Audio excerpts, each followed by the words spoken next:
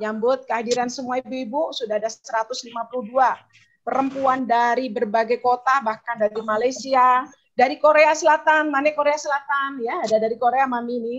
Nah, kami menyambut dengan sukacita dan demi kenyamanan ibu-ibu. Yang pertama, yuk jangan digunakan nama asli ya. Kemudian nyalakan mikrofon kalau saat diperlukan. Tidak perlu merekam ibu-ibu karena rekaman Zoom nanti akan ditayangkan di YouTube ya. Kita bersyukur sudah 1 tahun.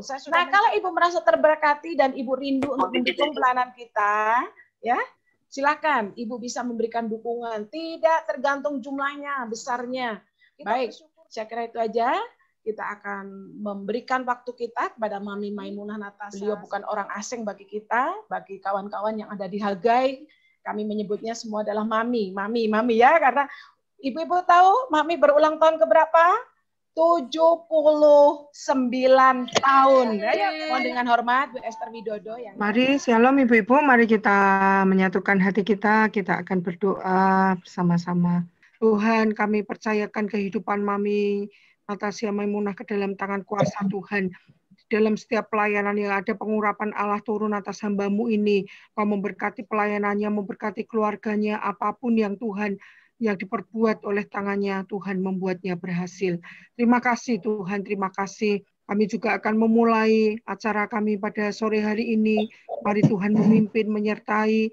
Terpujilah nama-Mu. Dalam berkat nama Tuhan Yesus Kristus, kami berdoa dan kami bersyukur. Haleluya. Amin. Selamat sore semuanya. Jadi saya ingin mengucapkan selamat Hari Kebangkitan Nasional. Biarlah bangsa kita ini terus maju. Saya mau membuka ini dengan melihat Lukas 1:38. Kita lihat ya, di situ dikatakan kata Maria, sesungguhnya aku ini adalah hamba Tuhan. Jadilah padaku menurut perkataanmu itu. Lalu malaikat itu meninggalkan dia. Ini saya ambil dari ayat 26 sampai 38. Ayat 26 dikatakan bahwa malaikat Gabriel mendatangi ke kota Nazaret. Kemudian dia datang, dia singgah ke rumah Maria dan dia berkata kepada Maria, "Hai Maria, engkau yang dikaruniai, Tuhan menyertai engkau. Jangan takut Maria, sebab engkau beroleh kasih karunia di hadapan Allah." Saya di dalam nats ini saya selalu teringat dan terinspirasi bahwa setiap wanita itu dikaruniai Tuhan dan jangan takut karena setiap kita itu beroleh kasih karunia di hadapan Allah. Walaupun kita tidak dipilih untuk melahirkan Tuhan Yesus. Kemudian di ayat ke-31 dikatakan, engkau akan mengandung dan akan melahirkan seorang anak laki-laki dan hendaklah engkau menamai dia Yesus. Nah, ini untuk ayat ini saya percaya bahwa Tuhan tahu apa yang terjadi di dunia ini, apa yang terjadi di bangsa ini, dan Tuhan bisa memilih siapapun di antara kita untuk dipanggil untuk menanggung tanggung jawab yang besar ini. Kepada Maria, Tuhan mengatakan bahwa engkau akan melahirkan seorang anak laki-laki. Dan engkau akan menamakan dia Yesus. Saya tidak tahu panggilan kepada Anda dan kepada saya itu apa, saya tidak tahu. Tapi pasti adalah panggilan untuk melakukan hal-hal besar. Kemudian Maria mengatakan, bagaimana hal itu mungkin terjadi? Karena aku belum bersuami.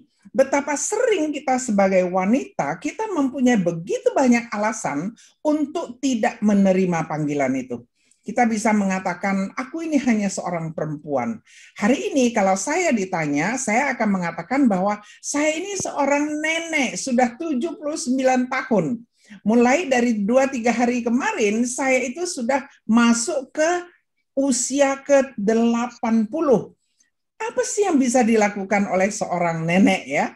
Tapi saya pikir saya kalau tidak bisa melakukan sesuatu, Tuhan masih bisa pakai saya untuk memberikan semangat bagi yang muda-muda untuk melakukan sesuatu. Amin? Kita bisa katakan amin? Nah, kemudian di ayat ke-37 dikatakan, Gabriel mengatakan kepada Maria, bagi Allah tidak ada yang mustahil. Tidak ada yang mustahil. Ibu-ibu semua yang ada di Women Movement ini, saya mau kita semua sadar bahwa tidak ada yang mustahil bagi Allah kita yang besar. Oleh sebab itu, tidak mungkin kita tidak bisa melakukan apa yang Tuhan percayakan kepada kita. Amin. Nah, di situ dikatakan kemudian Maria sadar bahwa sebenarnya kekuatan bukan milik kita. Kemampuan bukan milik kita. Anda dan saya tidak mampu. Anda dan saya biasa-biasa saja. Kita ini adalah wanita-wanita biasa. Tetapi di tangan Tuhan kita akan menjadi wanita yang tidak biasa. Amin. Amin. Nah, jadi dia menjawab begini. Dia katakan, sesungguhnya aku ini adalah hamba Tuhan. Artinya kita ini hanya mengikuti panggilan Tuhan bagi kita. Dan dia katakan, jadilah padaku menurut perkataanmu. Artinya Tuhan, apa yang Tuhan mau aku lakukan, aku akan lakukan. Aku ini hanya seorang hamba yang mau melakukan apa yang Tuhan panggil aku untuk melakukannya. Itu adalah sikap yang terbaik bagi setiap perempuan yang percaya bahwa Tuhan kita mempunyai tugas yang besar untuk kita. Dan saya percaya itu. Karena setiap perempuan itu diciptakan khusus untuk satu panggilan istimewa. Setiap kita dipanggil khusus untuk satu panggilan yang sangat istimewa. Oleh sebab itu pada sore hari ini, pada waktu kita duduk bersama, kita itu mau mengambil kembali, menerima kembali, mau mengatakan yes kepada panggilan kita. Mari kita lihat kembali, sebenarnya apa sih panggilan kita ini, apa sih? Khususnya di masa pandemi ini, apa sih panggilannya bagi kita? Di masa negara banyak dengan teror, di masa dunia ini penuh dengan teror, sebenarnya apa sih panggilan Tuhan bagi kita? Belum lagi kesulitan keuangan, belum lagi suami kita yang putus kerja, bukan lagi kita sendiri pun pekerjaannya hilang, ya kan? Begitu banyak tantangan. Belum lagi kebutuhan pribadi, tidak boleh keluar rumah, begitu banyak. Belum lagi kebutuhan keluarga. Karena sebagai seorang perempuan banyak sekali yang kita hadapi yang menjadi tanggung jawab kita. Tetapi hari ini kita mau belajar bahwa Tuhan bukan memanggil kita untuk melakukan hal-hal biasa saja. No, untuk hal-hal biasa Tuhan tidak membutuhkan kita. Karena kita adalah wanita-wanita yang luar biasa. Amin. Kita berani mengatakan amin? Amin ya. Amin. Jadi kita ini adalah perempuan-perempuan yang luar biasa. Oleh sebab itu Tuhan akan memanggil kita untuk melakukan hal-hal yang luar biasa. Ingat, Tuhan menciptakan wanita itu sangat luar biasa. Saya sangat suka. Saya tahu kita sering baca ini, tapi saya mau baca kembali. Di Kejadian 1:27 dikatakan demikian. Anda baca juga dalam hati ya. Maka Allah menciptakan manusia itu menurut gambarnya. Menurut gambar Allah diciptakannya dia. Dia di sini adalah laki-laki dan perempuan. Laki-laki dan perempuan. Ini diciptakan oleh Tuhan pada saat yang sama diciptakan Tuhan. Jadi sangat luar biasa bahwa wanita itu diciptakan Tuhan dengan hak istimewa juga. Nah, kalau kita lihat di pasal kedua, ini yang sering kita pakai ya, mari kita lihat. Tidak baik kalau manusia itu sendiri saja. Artinya apa? Artinya pria itu tidak bisa hidup sendirian. Halo, di sini kalau ada pria, dengar baik-baik ya. Ada Samuel Putra di sini ya, ada siapa lagi ya? Jadi pria itu tidak bisa hidup sendirian. Harus ada wanita. Oleh sebab itu dikatakan, aku membuat baginya penolong yang sepadan. Yang sepadan ya. Jadi ingat, kita itu diciptakan Tuhan sepadan. Tidak diambil dari kepala laki-laki, tidak diambil dari kaki laki-laki, tetapi diambil dari sampingnya, dari rusuknya, supaya kita itu sepadan. Kadang-kadang ada wanita yang menganggap bahwa, waduh, saya ini kok diciptakan sebagai wanita. Saya mau kita tahu bahwa wanita dan pria itu nilainya sama di hadapan Tuhan. Tuhan menciptakan kita itu sama. Cuma kalau dikatakan mengapa kita harus tunduk? Ya dong, kalau kita menjadi istri, kita harus tunduk. Kalau menjadi istri. Jadi Anda tunduk kepada suami yang mengasihi Anda. Setuju ya? Setuju? Jadi Anda itu tunduk kepada suami yang mengasihi Anda. Kita menghormati dia. Suami yang seperti Yesus mengasihi gerejanya. Luar biasa sekali. Luar biasa sekali. Nah, misalnya Anda sekarang kerja di kantor ya. Kebetulan Anda itu direktur. Kebetulan suami Anda kerja di tempat yang sama, tapi adalah seorang manajer. Nah, jangan anggap bahwa suami Anda itu adalah seorang suami yang Anda harus tunduk di dalam kantor. No, di kantor pada waktu posisi Anda adalah direktur yang harus memberitahukan kepada manajer apa yang mereka harus lakukan. Lakukanlah tugas Anda seperti panggilan Anda.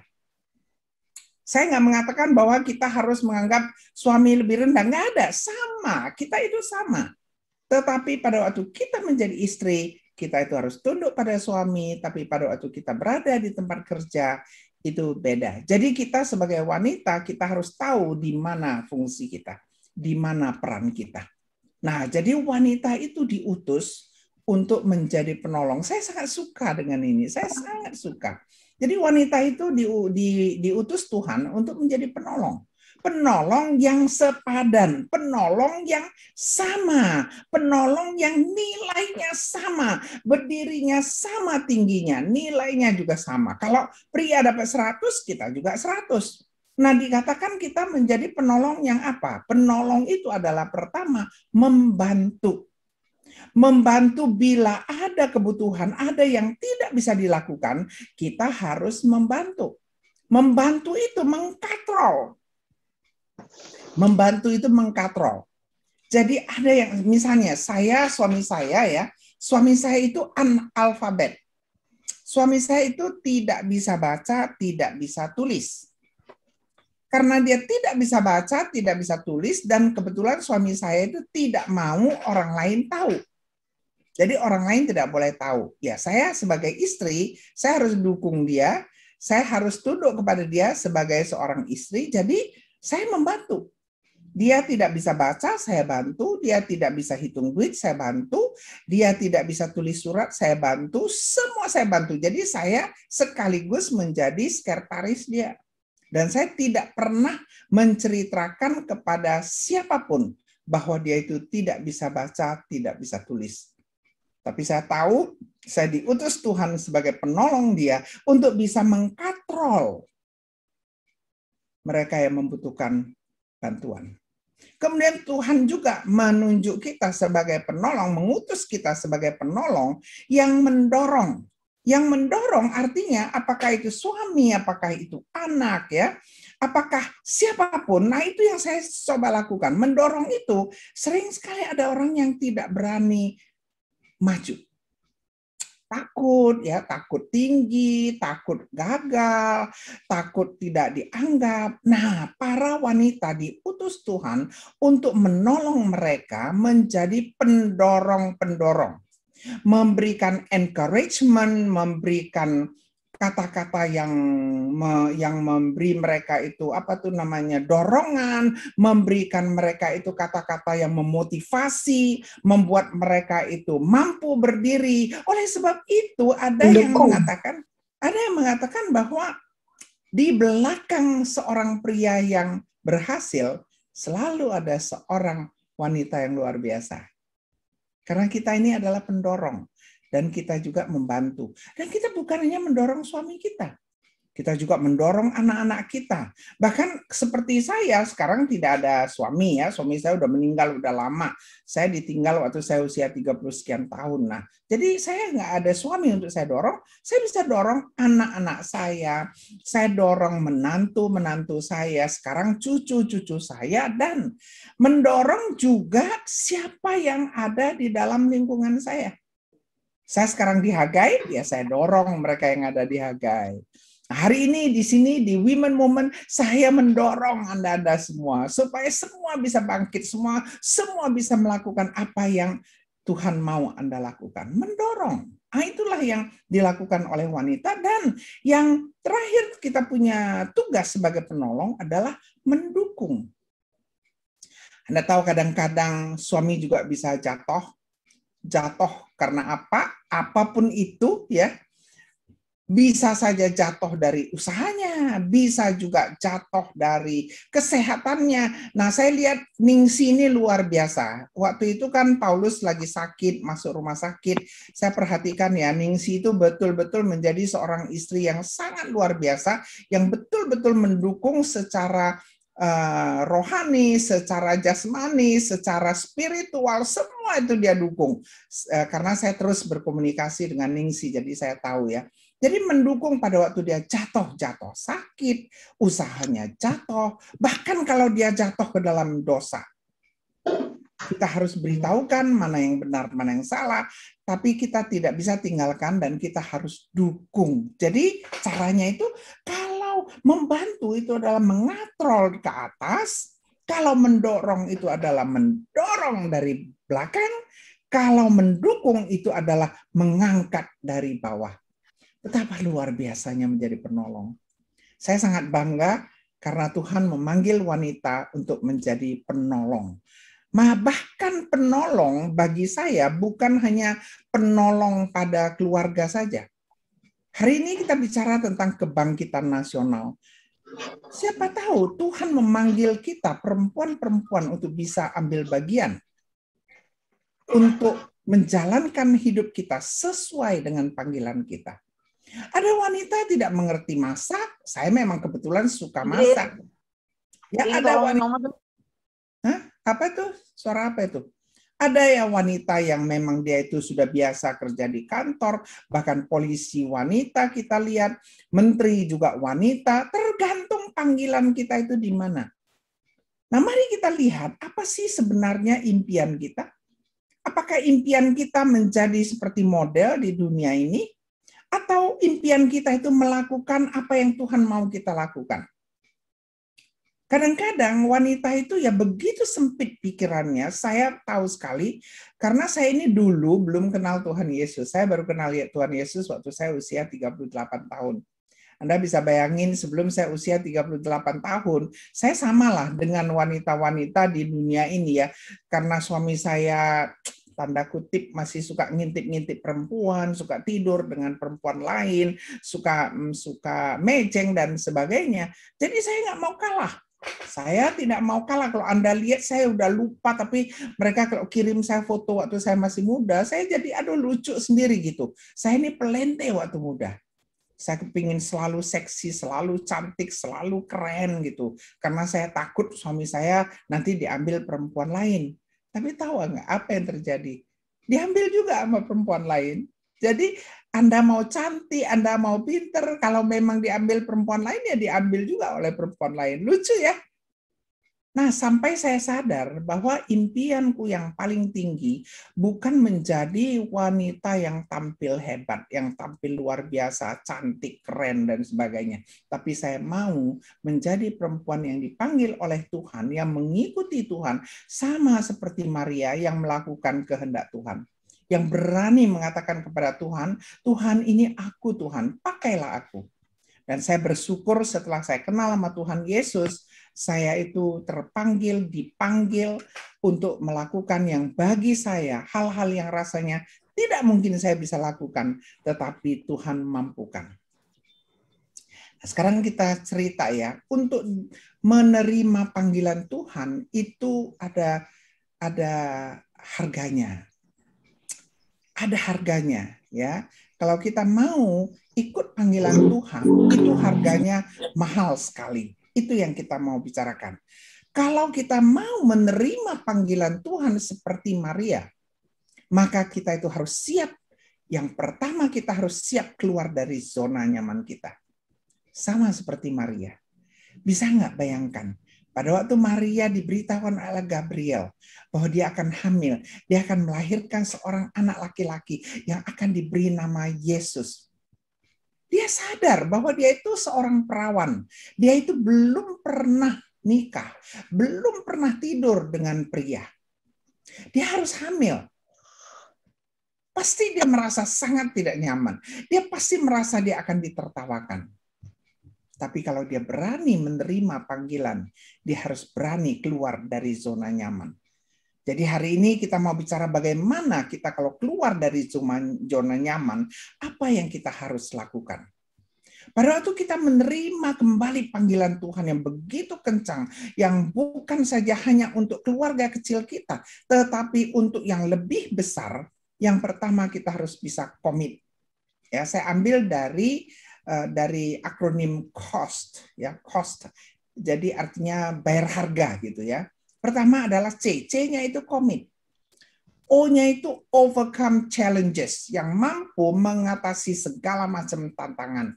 Yang ketiga adalah melayani tanpa memikirkan diri kita sendiri. Jadi melayani dengan sungguh-sungguh, melayani dengan totalitas. Dan yang terakhir adalah apapun outcome-nya kita serahkan kepada Tuhan, kita tidak memikirkan apa yang akan aku dapatkan. Kita lihat komit ya. Yang pertama kita akan lihat komit. Apa sih komit? Kalau kita lihat kembali komitmen ini dikatakan oleh Maria, sesungguhnya aku ini adalah hamba Tuhan. Jadilah padaku menurut perkataanmu. Jadi seorang perempuan yang sudah komit, dia berani mengatakan, Tuhan pakailah aku sesuai dengan kehendak-Mu. Saya kadang-kadang pikir, saya tadi malam lagi mempersiapkan hari ini ya. Saya ada masuk itu ada tiga seminar sekali masuk untuk bulan Juni. Aduh, saya pusing, saya nggak bisa lihat karena ini hari Senin, Selasa, jam sekian. Sekarang ini kan semuanya Zoom. Sampai saya katakan Mega, besok malam aja ya saya balas ya. Karena saya masih pusing melihat ini. Begitu banyak itu warna-warni segala macam. Saya nggak bisa pikir, saya bilang besok aja. Karena ada hal yang lebih besar. Jadi saya tahu pada waktu kita menerima panggilan Tuhan, kita berani mengatakan, Tuhan, jadilah kehendak-Mu di dalam hidupku. Artinya kita menoleh dari dunia ini yang tadinya menjadi fokus kita sekarang menoleh ke Tuhan. Kita melakukan apa saja yang kita mau lakukan, tidak lagi memikirkan nikmat dunia yang kita akan nikmati, tetapi yang kita pikirkan adalah nikmat surga yang kita akan nikmati. Mengapa demikian? Karena kita harus selalu ingat, pada waktu Yesus mati di atas kayu salib, jelas sekali itu mati untuk Anda dan saya.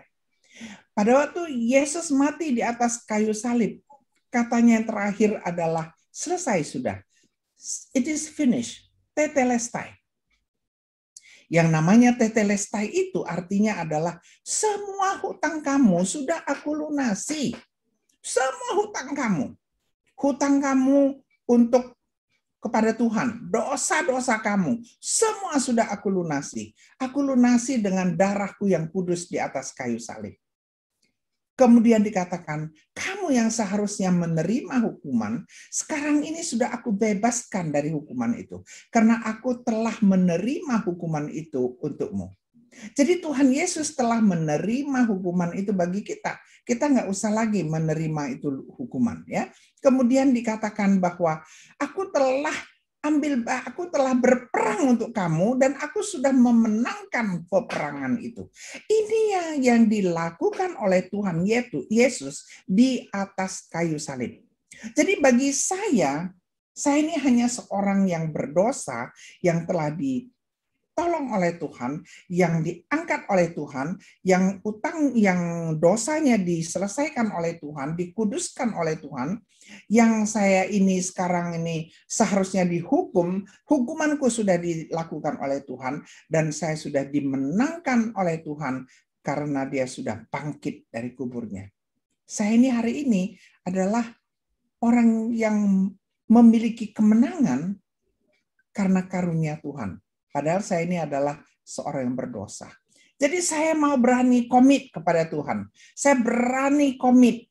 Jadilah padaku Tuhan menurut perkataanmu. Berani. Kita harus berani komit. Kalau tidak, nggak bisa. Untuk apa kita komit? Melakukan apa yang Tuhan mau. Saya sekarang sibuk di Hagai. Mungkin ibu-ibu ada yang tahu ya. Jadi mau melakukan kehendak Tuhan. Saya hanya kasih contoh. Tahun 2019 atau 2020 saya nggak ingat. Apakah kita masih ingat berita tentang bulan April seorang wanita Joyce Lin? Dia ada seorang pilot pesawat MAF yang meledak dan jatuh di Danau Sentani, Papua. Ya, pasti ingat itu ya. Itu berita sangat ramai, saya tahu itu. Bayangkan ini seorang anak perempuan, dia ini orang dari Amerika. Orang Chinese yang tinggal di Amerika. Tahun 2020 bulan April ya. Dia itu S2 Divinity ya, MDiv dari Colorado. Dan dia juga belajar IT, masternya di IT. Dan dia jadi pilot. Panggilan dia adalah datang ke tanah Papua. Menjadi pilot untuk missionary di Papua. Luar biasa sekali. Ini adalah panggilan. Panggilan bagi seorang Joyce Lin. Dia menjadi seorang pilot missionary di Papua. Untuk mengubah hidup orang-orang yang terisolasi. Padahal dia mempunyai penyakit pinggang yang begitu akut. Tapi dia mengatakan pintu tidak pernah tertutup. Walaupun dia itu pinggangnya sakit, tapi dia terus. Tapi kita tahu bahwa pesawatnya meledak dan dia mati. Padahal usianya masih begitu muda. Usianya baru 41 tahun. Begitu muda, belum menikah. Nah, dia terpanggil untuk melayani anak-anak di Papua. Nah, saya tidak tahu. Kalau Joyce Lin, dia terpanggil, mengapa? Dia melihat, dia memiliki semangat, ya, dia memiliki gairah, compassion, dan dia memiliki komitmen melihat ladang di Papua yang sudah menguning. Saya tidak tahu apakah saya dulu waktu masih muda, tahu nggak, saya kerjanya main bowling, saya main piano, saya tusuk kembang dan sebagainya. Hari ini saya terpanggil melihat begitu banyak orang-orang yang belum kenal Tuhan Yesus. Nah, saya berubah. Saya tahu ini adalah panggilan Tuhan bagi saya. Nah, saya tidak tahu apa yang Tuhan panggil untuk Anda dan saya, untuk Anda, ya. Jadi Joyce Lin dia komit. Dia memiliki compassion dan dia sangat komit melihat jiwa-jiwa yang belum mengenal Tuhan Yesus. Dia melihat Papua itu seperti satu ladang yang begitu luas yang dia mau jangkau. Nah, mari kita lihat. Kalau kita komit, itu ada harganya. Joyce Lin mati. Joyce Lin mati. Tapi komitmen itu membuat dia berani menghadapi apa saja. Itu yang namanya komitmen. Saya hari ini 79 tahun, banyak orang mengatakan ngapain sih kok begitu capek, mengapain sih. Tapi saya tahu itu panggilan Tuhan bagi saya untuk bisa memberikan training kepada para pemimpin di seluruh muka bumi. Ini COVID betul-betul membuka kesempatan begitu luas. Saya mau cat rambut aja nggak sempat. Nanti hari ini ngajar di Korea ya. Nanti baru 2 hari yang lalu saya ngajar di Jepang. Waktu saya ulang tahun kemarin pergi makan tapi saya kejar pulang karena saya harus bicara ke Nicaragua sama di mana sampai saya udah nggak ingat negara apa gitu. Jadi COVID ini luar biasa. Ibu tahu nggak ya, saya senang sekali dengan COVID ini sekarang. Dulu sebelum COVID, aduh, kalau disuruh Ibu Ningsi bilang, Mami ke Bandung ya, saya pernah ke Bandung itu ya, naik mobil 5 jam, 10 jam, saya pernah naik mobil 12 jam dari Jakarta ke Bandung. Ya lapar ya, capek ya, haus segala macam ya. Nah, saya juga kadang ya harus pergi ke luar negeri, ke Amerika, ke Hawaii, ke kemana-mana, dan harus tarik koper. Makanya kaki saya sampai jatuh, saya sakit. Hari ini kaki saya sembuh, tangan saya sembuh. Saya pernah tangan saya nggak bisa diangkat, ibu-ibu. Sekarang saya sadar, kenapa nggak bisa? Saya terlalu banyak tarik koper. Terlalu banyak tarik koper di airport, harus jalan jauh setiap hari, setiap 2 hari terbang, setiap 2 hari terbang. Hari ini saya duduk, saya enak aja. Baru kemarin satu pendeta mengatakan, bisa nggak khotbah tanggal 30 di gereja? Ya bisa. Tadi dari Medan, dari Wesley bilang lagi, bisa nggak tanggal 30? Bisa. Kenapa tidak bisa? Gampang aja kan, di rekaman, pergi ke gereja, rekam, kirim. Hari yang sama, jam yang sama, khotbah yang berbeda. Luar biasa nggak Tuhan kita? Luar biasa. Jadi bagi saya COVID ini membuka pintu-pintu. Saya sering katakan, saya pernah sepertinya di sini pernah katakan, jangan khawatir, ada satu pintu Tuhan tutup, jangan khawatir, jangan terus menatap pintu yang tertutup itu. Pada waktu satu pintu yang tertutup, kita lihat cari pintu-pintu yang terbuka. Banyak pintu jendela yang terbuka, kesempatan yang akan diberikan kepada ibu-ibu, wanita-wanita yang namanya ada di women movement ini. Ya, jangan khawatir. Nah, jadi kita itu harus berani menanggung, membayar harga untuk panggilan itu. Sorry. Jadi yang pertama komitmen. Yang kedua adalah overcome the challenge. Kita sebagai perempuan yang dipanggil Tuhan, kita harus berani mengambil bagian untuk mengatasi masalah-masalah yang kita hadapi. Jadi yang kedua adalah overcoming the challenges. Apapun itu, kita lihat Maria. Dia dihina, bayangkan ya, hamil sebelum menikah. Bisa nggak sih? Kita zaman sekarang aja susah untuk menerima, apalagi 2000 tahun yang lalu. Dia tahan, dia bisa terima, dikucilkan, dihina, dipermalukan, dia harus menderita, harus naik onta, hamil besar. Anda bisa bayangkan hamil besar naik onta, begitu jauh, begitu panas. Anda kalau pernah pergi ke Timur Tengah, pernah pergi ke Israel, Anda bisa tahu betapa susahnya di Israel itu. Harus naik onta zaman itu, hamil 9 bulan. Halo! Malam-malam tiba di sana, tidak ada kamar. Halo! Anda bisa bayangkan penderitaan yang dia harus hadapi. Tapi itu adalah panggilan. Setelah melahirkan, kemudian Tuhan bilang, kamu harus segera bawa ini anak pergi jauh-jauh, karena dia mau dibunuh. Bayangkan baru melahirkan, kita kalau bisa baru melahirkan itu maunya tidurlah dulu, betul? Enak-enak ya kan, makan ayam, makan ini, makan sup yang hangat-hangat. Ini dia harus pergi, harus melarikan diri. Can you believe it? Itu dilakukan Maria karena dia tahu dia harus bisa. Begitu dia ambil bagian untuk panggilan itu, dia harus bisa ambil bagian juga mengatasi yang namanya tantangan. Jadi hari ini ibu-ibu, kalau kita menghadapi hari-hari yang tidak menyenangkan, ya kita harus bisa terima itu tantangan. Saya banyak mengalami yang itu. Lain kali kalau kita ketemu, kita bicara ya. Kalau kita berhadapan dengan waktu yang kita tidak tahu, nobody knows apa yang akan terjadi besok. Anak-anak kita hari ini keluar, kita udah ketakutan. Ini kena COVID apa tidak gitu kan? Kita udah begitu ketakutan. Uncertain times, bad times, uncertain times. Tapi kita harus bisa atasi. Kita tidak boleh khawatir. Changing time. yang berubah terus. Hari ini katanya begini, cucu saya baru aja menerima vaksin. Terus katanya vaksin Astra itu sekarang ditahan, tidak boleh. Coba Anda bayangkan, cek lagi sebenarnya vaksin ini vaksin yang mana gitu ya. Jadi saya mau kita tahu bahwa itu nggak gampang. Bukan itu saja. Kita harus bisa menerima yang namanya.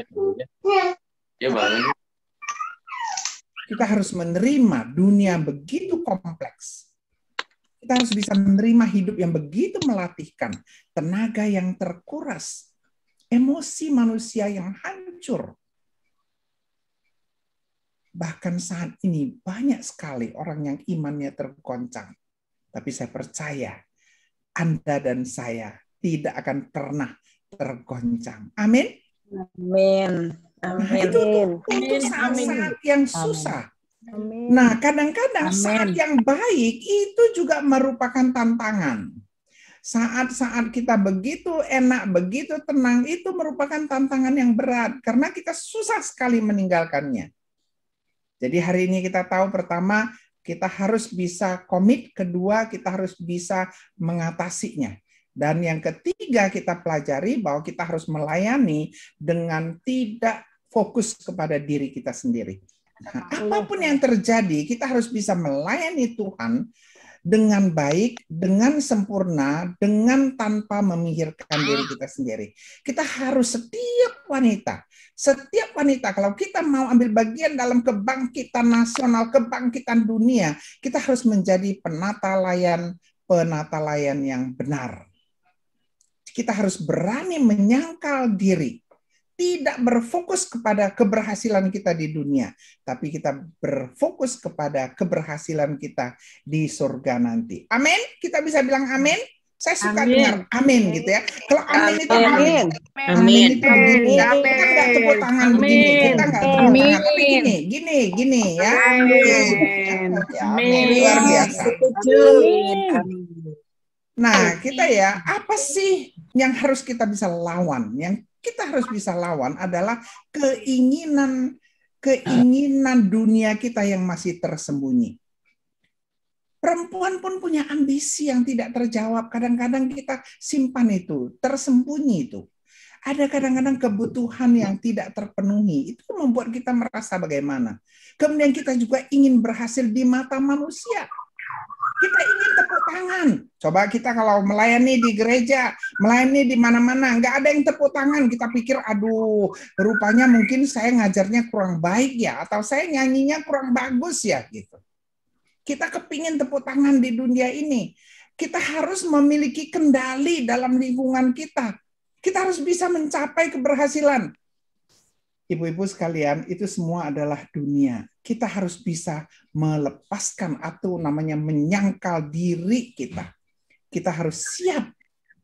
Kita harus siap berkorban. Hidup kita harus berani berikan kepada Tuhan. Harus berani. Seperti Esther misalnya ya. Nah, itu 3. Sekarang terakhir ya, cost terakhir. Yang terakhir itu adalah serahkan hidup Anda kepada Tuhan. Saya tahu tidak mudah. Masa COVID ini sebagai wanita-wanita, perempuan-perempuan Tuhan tidak mudah. Anda betul-betul harus memikirkan suami, harus memikirkan anak, harus memikirkan belum lagi kalau yang masih ada orang tua ya. Tapi saya mau kita tahu Tuhan itu tidak pernah meninggalkan kita sampai tugas kita selesai. Amin. Amin. Tuhan tidak pernah meninggalkan kita. Jadi percayalah. Kami perusahaan saya dalam 3-4 tahun ini betul-betul tergoncang habis. Tapi saya begitu percaya sama Tuhan. 3,5 tahun, hampir 4 tahun. Sudah hampir kehilangan iman. Tapi saya tidak pernah hilang iman saya. Saya terus saja. Orang-orang semua heran. Kok Mami bisa ya? Kok Mami bisa ya? Tahu nggak? Tuhan hadir persis pada saatnya, tepat. Tidak terlambat 1 hari pun. Tuhan hadir persis. Wah, saya kaget sekali. Tahu nggak? Maimunah aja kaget. Kok bisa ya? Saya bilang gitu. Dan semua mengatakan yang terjadi itu adalah mukjizat. Dan saya sudah siap. Saya sudah siap lepas semuanya. Ya sudah. Tapi mukjizat terjadi. Kita beri tepuk tangan dulu sama Tuhan kita ya. Luar biasa. Tuhan tidak pernah meninggalkan kita. Apalagi wanita-wanita yang ada di sini. Saya percaya kita semua tidak akan pernah ditinggal oleh Tuhan. Nah, kita harus bisa percaya kepada Tuhan dengan segenap hati. Jangan bersandar kepada pengertian kita sendiri. Kita harus mengakui dalam segala tindakan kita, tingkah laku kita, kita harus mengakui bahwa Tuhan adalah Raja dan Tuhan akan meluruskan jalanmu. Saya alami baru saja terjadi bulan Maret ini. Satu lagi keajaiban terjadi, satu lagi mukjizat terjadi. Jadi dalam hidup saya itu mukjizat itu tidak pernah berhenti, terus saja. Makanya saya percaya apa yang dilakukan oleh Ratu Esther. Sudah dikatakan kamu harus menolong rakyatmu. Dia bilang, jangan, kalau aku menghadap raja, kalau raja nggak angkat tongkat emasnya, aku hukumannya mati. Tapi kata Mordekai, kamu tidak mau berdiri, ambil bagian untuk membantu bangsamu, menyelamatkan rakyatmu, Tuhan akan kirim tangan-tangan lain. Dia kaget. Baru dia bilang, saya akan menghadap raja. Kalaupun aku terpaksa harus mati, biarlah aku mati. Saya sangat suka dengan semangat ini. Saya sangat suka dengan semangatnya Esther. Kalaupun aku harus mati, biarlah aku mati. Ibu-ibu, pada sore hari ini saya mau kita belajar, salvation is free, but your calling is costly. Ini sama Koko ya? Keselamatan itu gratis. Ya, keselamatan itu gratis, tetapi panggilan itu mahal harganya. Hari ini saya tidak tahu mengapa Ibu Ningsi minta saya bicara tentang panggilan. Panggilan itu harganya mahal. Ya. Jadi hari ini kita belajar untuk mau menerima panggilan itu, pertama kita harus komit. Yang kedua kita harus bisa mengatasi segala macam kendala. Yang ketiga, kita harus melayani Tuhan dengan betul-betul tidak memikirkan diri kita sendiri. Dan di dalam segala hal itu, kita harus percaya kepada Tuhan. Ingat, Maria dan Esther menyelesaikan tugas mereka, bukan karena mereka mampu. Maria seorang wanita yang lemah. Esther juga seorang wanita yang lemah. Tapi karena panggilannya, mereka bangkit. Mereka lakukan itu. Dan Tuhan yang menyelesaikannya.